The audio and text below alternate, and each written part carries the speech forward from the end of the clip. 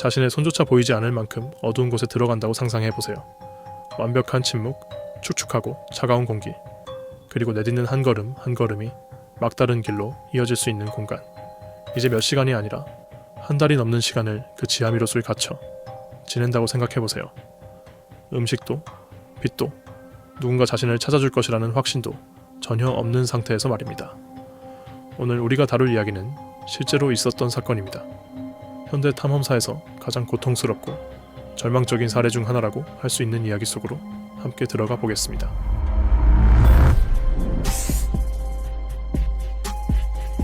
(2004년 12월 18일) 밤 프랑스 남서부 피레네 산맥의 작은 마을은 고요에 잠겨 있었습니다.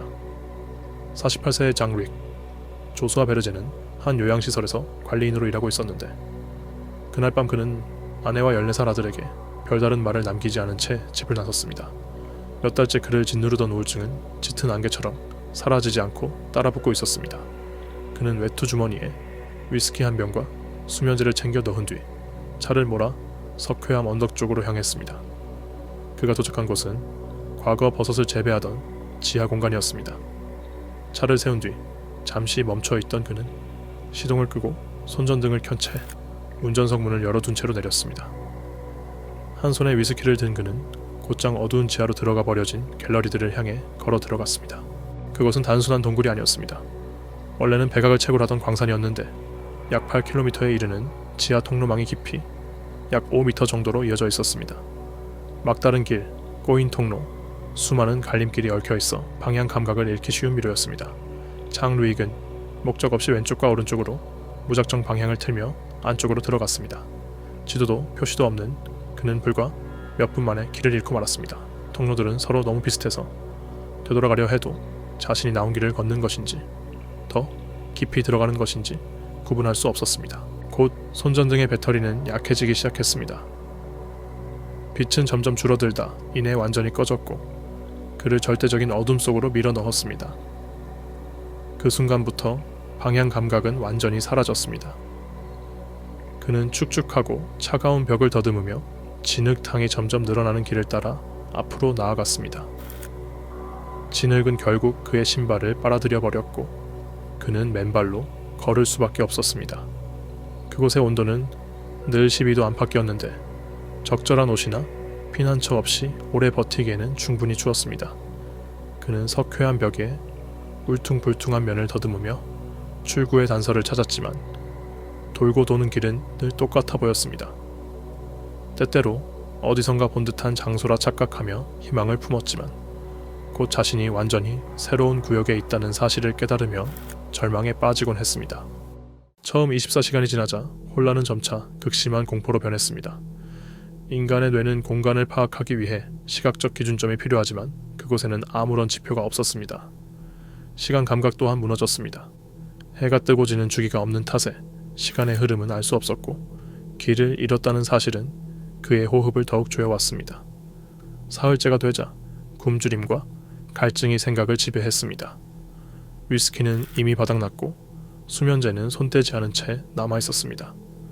그가 살아남을 수 있었던 유일한 방법은 석회암 천장에서 떨어지는 물방울이었습니다. 그는 그 아래 서서 입을 벌리고 물을 받아 삼켰습니다. 물줄기가 거의 없을 때는 돌에 입술을 대고 조금이라도 습기를 빨아내려 애썼습니다. 허기 또한 점점 심해져 위가 쥐어짜이듯 아팠습니다. 일주일 가까이 지난 후 장 루익은 본능적으로 적응하기 시작했습니다. 어둠 속에서 짐승처럼 기어다니며 먹을 만한 것을 찾으려 했습니다. 그는 바닥에 흙을 삼키거나 과거 일꾼들이 남겨둔 썩은 나무 조각을 씹었습니다. 그것들이 진짜 음식을 대신하지는 못했지만 적어도 위의 통증을 잠시 완화해 주었습니다. 더 건조한 구역에서 그는 버려진 비닐 조각을 발견해 몸에 감고 추위를 견뎌냈습니다. 빛이 없는 환경에서 그의 수면 주기는 완전히 무너졌습니다. 잠시 눈을 붙였다 깼을 뿐인데 며칠이 흐른 듯 느껴지기도 했고 때로는 반쯤 의식을 잃은 상태로 걸으며 꿈인지 현실인지조차 구분할 수 없었습니다. 몇 주가 지나자 그의 정신은 극심한 변화를 겪기 시작했습니다. 절망감에 휩싸이는 순간이 반복되었습니다. 어느 순간 아마도 들어간 지 2주쯤 되었을 때 그는 옛날 버섯 재배자들이 남겨둔 밧줄을 발견했습니다. 그는 그것으로 조심스레 올가미를 만들어 더 이상 견딜 수 없을 때를 대비한 최후의 선택지로 간직했습니다. 그러나 절망 속에서도 예상치 못한 고요의 순간들이 찾아오기도 했습니다. 몸과 정신이 지쳐버린 그는 때로는 어둠과 싸우는 대신 그 속에 몸을 맡기곤 했습니다. 그럴 때는 마치 명상을 하듯 천천히 걸으며 작은 목소리로 노래를 흥얼거렸고 그의 목소리는 텅 빈 갤러리 속에서 메아리 쳤습니다.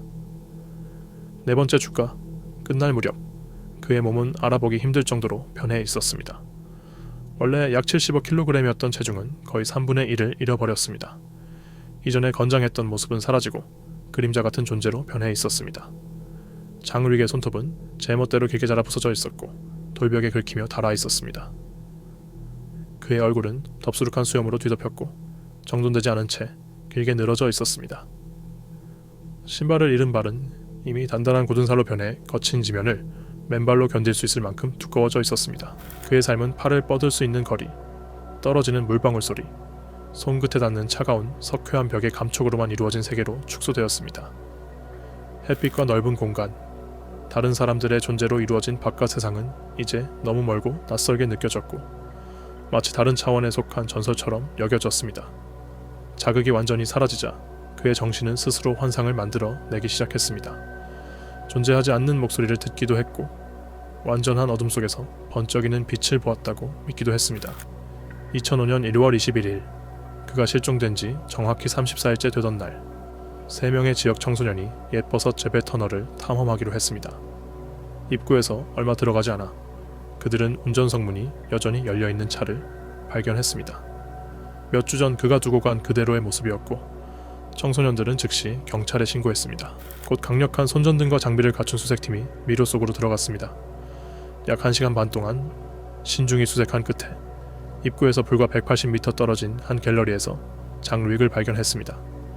그의 모습은 충격적이었습니다. 햇빛을 전혀 받지 못해 종이처럼 창백한 피부, 뼈만 남은 듯 마른 몸, 그리고 거칠게 자라난 수염. 그러나 믿기 어렵게도 그는 여전히 살아있었습니다. 구조대원들은 조심스레 그를 밖으로 데리고 나와 가까운 병원으로 옮겼습니다. 의사들은 놀라움을 감추지 못했습니다. 심각한 탈수와 영양실조 상태였지만 생명을 위협할 만큼의 큰 상처는 없었던 것입니다. 놀라운 적응력 덕분에 그는 보통 사람이라면 며칠도 버티지 못할 환경에서 한 달 넘게 살아남을 수 있었습니다. 그가 살아남았다는 소식은 곧 프랑스 언론에 퍼졌고 사람들은 그를 어둠의 표류자라고 불렀습니다. 그의 이야기는 고산에서 극적으로 살아남은 등방하나 바다에서 표류한 생존자들의 이야기와 견줄 만큼 큰 관심을 끌었습니다. 목소리를 되찾은 후 장릭은 자신의 경험을 자세히 털어놓았습니다. 그는 흙을 삼키고 썩은 나무 조각을 씹으며 버텼고 벽에서 스며 나오는 물을 빨아 마셨으며 버려진 비닐을 몸에 감아 추위를 막았다고 했습니다. 그러나 심리학자들과 기자들을 가장 사로잡은 것은 그의 정신 상태에 대한 묘사였습니다. 외부 자극을 완전히 잃고 방향 감각을 상실한 뇌는 예상치 못한 방식으로 반응했습니다. 그는 자살을 생각할 만큼 깊은 절망 속에 빠지기도 했지만 어떤 순간에는 명상과도 같은 고요 속에서 기묘한 평화를 느끼기도 했습니다. 이 극명한 대비는 인간 정신의 놀라운 유연성을 보여주었습니다. 수십만 년 동안 우리의 생존은 주위를 탐색하고 기억하는 해마의 능력에 달려 있었습니다. 길을 잃는다는 것은 곧 죽음을 의미했기 때문에 이 기능은 필수적이었습니다. 그러나 시각적 기준이 전혀 없는 지하 미로에서 그 자연스러운 장치는 무용지물이 되었습니다. 장루익의 뇌는 먼저 공포로 반응했고 이어 적응으로 그리고 마지막에는 의식이 변형된 상태로 나아갔습니다. 그의 경험은 사람이 완전히 위치 감각을 잃었을 때 정신이 절대적인 공포로 빠져들 수도 있지만 동시에 역설적으로 뜻밖의 자유를 발견할 수도 있다는 사실을 보여주었습니다. 여기까지 시청해 주셨다면 이 이야기를 흥미롭게 보신 것 같습니다. 그렇다면 지금 화면에 보이는 다른 영상도 분명 마음에 드실 겁니다. 끝까지 함께 해주셔서 진심으로 감사드리고 우리는 다음 영상에서 다시 만나겠습니다.